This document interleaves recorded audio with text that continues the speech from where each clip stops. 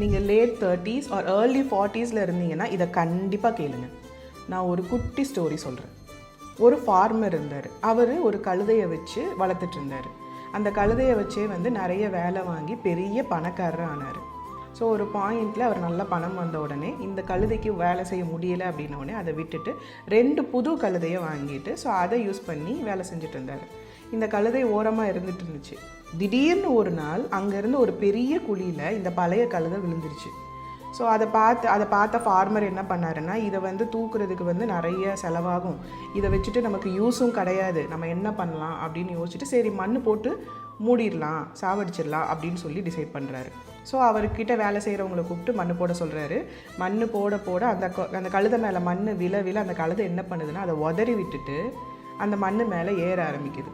So ஒரு பாயிண்டில் மண் நிறைய வர அந்த கழுதை அதை உதறி மேலே ஓடியே போயிடுச்சு. ஸோ இந்த மாதிரி தாங்க நாம் ஒரு படி எடுத்து வச்சா நமக்கு 10 படி கீழே தள்ளி விடுவாங்க.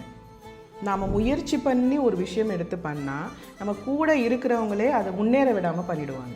இந்த மாதிரி நேரத்தில் நீங்கள் உடஞ்சி போகாமல் விழுற அடிகளை உதறி விட்டுட்டு உங்கள் வேலையை பார்த்துட்டு போயிட்டே இருந்தீங்கன்னா வெற்றி நிச்சயம். உங்களை மிதிப்பாங்க, அசிங்கப்படுத்துவாங்க, துரோகம் பண்ணுவாங்க. இந்த நேரத்தில் உங்கள் மைண்ட் செட் தான் ரொம்ப முக்கியம். அந்த பழைய கழுதையை மறந்துடாதீங்க.